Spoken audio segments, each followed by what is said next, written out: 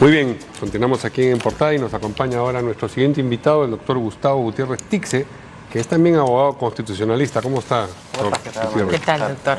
Bueno, ¿se puede anular o no esta sentencia del Tribunal Constitucional como están pidiendo los fiscales del equipo especial Lavallato? Bueno, yo creo que no. Yo creo que no porque la decisión del Tribunal Constitucional es una decisión de última y definitiva instancia. El tribunal es el intérprete supremo y solamente tiene dos controles. O sea, él es el intérprete de intérpretes. O sea, me parece increíble que estemos buscando interpretar una decisión del Tribunal Constitucional. Acá solamente hay dos tipos de controles. Primero, el control internacional a través de la jurisdicción supranacional en caso hubiera desatendido el pedido de tutela, y el otro es el control político que hace el Congreso de la República a través de una denuncia constitucional. Si es que el Tribunal Constitucional en esta decisión hubiera cometido una infracción a la Constitución porque emitió una sentencia inocua, deficiente, etcétera, el único que le puede hacer un control es el Congreso, de forma tal que no hay ningún poder judicial, fiscal, mucho menos doctrinario, que puede ir con el sentido de la decisión adoptada. Pero usted ha escuchado seguramente y ha visto durante todo el fin de semana estos dos casos que se han mencionado. Primero, el del Frontón, ¿no? Sí. Por una decisión tomada por unos magistrados, ¿no es cierto? También 4. Uno tenía un voto distinto a los otros 3, y después de algunos años, cuando ya este magistrado había fallecido lamentablemente, pues el tema regresó al Tribunal Constitucional y los magistrados, de hecho, que están hoy, ¿no?, en su mayoría, decidieron qué era lo que quiso decir en realidad este magistrado Vergara. ¿Podríamos comparar estos dos casos como nos había dicho? No, primero porque fíjese que eso fue un hecho gravísimo. Y lo grave no genera ningún tipo de precedente. Por eso es que el señor Eloy Espinosa y los magistrados que firmaron este cambio en la cosa juzgada constitucional fueron sujetos a un juicio político, y el señor Eloy Espinosa se libró de la destitución como consecuencia de haber pedido una medida cautelar ante la Comisión Interamericana de Derechos Humanos, y quedó pendiente el tema en el Congreso, que se ha cerrado ciertamente. Pero en este caso del señor Vergara Gotelli había algunas peculiaridades, ¿no? Primero, que el señor Vergara Gotelli firmó. Segundo, después de la firma, lo que señalaban los magistrados que revocaron o cambiaron esta decisión es que el sentido del señor Vergara Gotelli era distinto. Era para, en todo caso, aperturar el proceso a los militares en el caso del Frontón. En el caso presente de Keiko Fujimori, en cambio, no ocurre eso, porque el señor Ramos está a favor de la libertad, como también los 3 otros magistrados que firmaron la sentencia. Entonces, son 3 magistrados a favor de la libertad y es uno más que también está a favor de la libertad, pero que tiene otro fundamento u otra posición. Más bien el precedente que se aplica acá es el caso de la sentencia 004 del año 2004 CC, el conflicto competencial entre el Poder Judicial y el Poder Ejecutivo, donde si uno revisa el fundamento de voto de la entonces magistrada Delia Reboredo Marzano, uno va a encontrar que Delia Reboredo Marzano en su fundamento dice: yo no estoy de acuerdo del 1 al 25 de todo lo que están diciendo mis compañeros. No estoy de acuerdo en nada.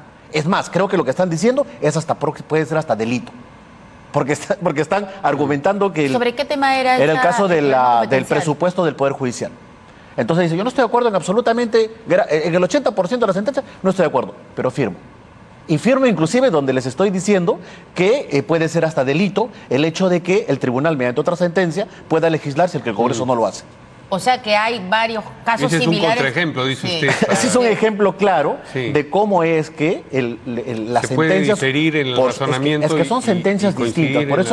Por eso que tiene mucha razón el señor Blume cuando señala pues que hay sorprende mucho esta parece ausencia de formación o de conocimiento entre las diferencias que hay entre una sentencia judicial y una sentencia constitucional. Fíjense, vamos a ver en los próximos meses cómo va a ser la sentencia en el caso de la disolución del Congreso. En la sentencia de disolución del Congreso lo más probable es que haya 5 o 4 fundamentos de voto, y sin embargo van a tener que formar sentencia. O se van a pronunciar a favor o se van a pronunciar en contra. Pero estoy absolutamente seguro que la disidencia o la diferencia va a marcar los fundamentos de cada uno de los magistrados. En el caso del Tribunal Constitucional o de la Justicia Constitucional, lo que importa es el decisorio, porque usualmente es un foro extraordinario que lo que va a marcar es doctrina constitucional. Y una consulta, el doctor Julio Arbizu ha puesto en sus redes sociales que hay un antecedente parecido al de Keiko Fujimori, que podía darse, ¿no? O desarrollarse o terminar de manera similar, que es el caso del señor Schutz, que nunca se contó. O sea, que no se dieron, no se contaron los votos, lo cual sonaba extraño, pero sucedió en su momento, ¿no? Porque estamos a favor de esto, pero de pronto dijeron, no, nos habíamos equivocado en la contabilidad de los votos, como si hubiera, no sé, pues 200 millones de votos y no solamente... Claro, 7 y 4 a favor y 3 en contra. Pero aquí hay 4 votos que es de la opinión de declarar fundada la demanda, o sea, está escrito. O sea, lo que están cuestionando algunos abogados es supuestamente la diferencia de posiciones los o de fundamentación. Claro, porque el decisor... camino que lo conduce al voto final. Pero el decisor es el mismo. O sea, son 4 votos... ¿Eso no es polémico? ¿No es algo poco usual en el Tribunal Constitucional? Mire, yo estoy en contra de todo esto, no, yo lo veo más bien usual. Si usted ve, por ejemplo... nos habló del 2004. Que me precedió, creo, el doctor Cairo, ¿no? Hablaba de que... Luciano López. Luciano López, perdón. Hablaba de que en los 18 años el Tribunal Constitucional ha tenido una línea. Fíjense que en los 18 años el Tribunal Constitucional hay ex magistrados que han hecho un libro sobre sus fundamentos de voto. O sea, tienen libros de 1000 páginas sobre sus fundamentos de voto. Pero acá por ejemplo, el señor Ramos habla de voto singular. Votos singulares y fundamentos de voto. Voto singular y fundamentos de voto que al final ni siquiera está legislado, no se señala nada ni en el Código Procesal Constitucional ni en el reglamento del Tribunal Constitucional. Por tanto, es simplemente una opción cómo el propio magistrado califica o diseña su sentencia. Entonces, ¿usted estima que lo que va a ocurrir es que en efecto van a responder esta consulta, esta aclaración desde el Tribunal Constitucional, pero van a decir todo está en orden? Yo creo que eso va a ser un papelón, porque la aclaración... Un papelón para los que han pedido para la aclaración, los que han pedido. dice usted. Sí, porque la aclaración lo único que va a precisar es que en qué sentido votó el señor Ramos, porque no se va a poder cuestionar mediante una aclaración cuál es el modo de producir una sentencia. Simplemente para poder ponerles algunos ejemplos más sobre este tema. El Tribunal Constitucional, por ejemplo, a diferencia de los tribunales ordinarios, emiten sentencia a los tribunales ordinarios únicamente en dos vías. Condena, absolución. Y nada más.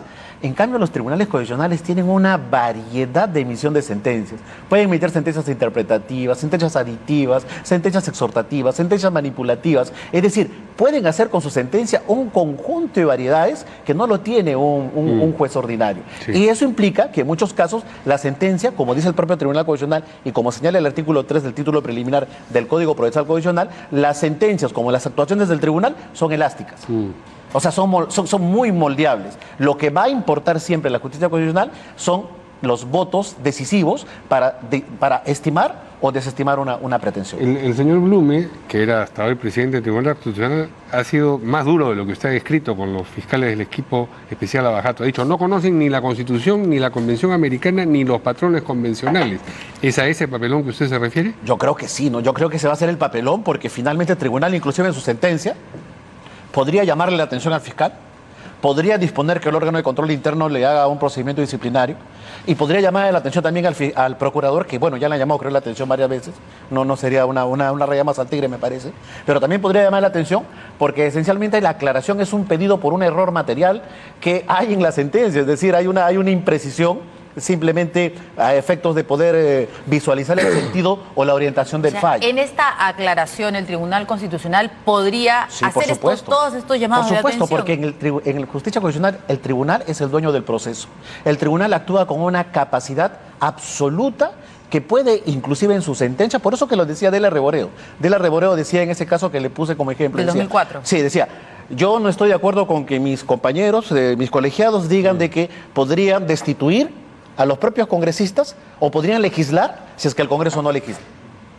Entonces, fíjense la magnitud de lo que puede llegar a una sentencia del Tribunal Constitucional. Pero voto a favor junto a ellos. Por eso que es importante el cómputo de los votos y por eso es que los controles, únicamente tomando en cuenta que es una instancia de cierre y que todos debemos respetar, están expuestas claramente en la Constitución a través de dos vías. La primera vía de control, la Comisión Interamericana de Derechos Humanos. La segunda vía de control, el Congreso de la República. No hay otra. Y no importa tampoco, a decir de usted, ¿no? Y le pregunto, que en algún caso los magistrados hablen de no tomar en cuenta unas declaraciones de un testigo nuevo, digamos nuevo, porque el pedido el habeas corpus fue anterior a estas declaraciones del señor Jorge Yoshiyama, y que más bien el magistrado Carlos Ramos diga, bueno, el 30 de Incorpora un septiembre se elemento cerró, posterior claro, también, se cerró el Congreso, así que acá no podemos hablar de una obstrucción a la justicia porque ya no tiene cómo poder obstruir la justicia si no hay Congreso y no tiene bancada. Yo comprendo el tema, pero la decisión del tribunal siempre ha sido polémica, siempre, no ahora, no con el caso Keiko Fujimori,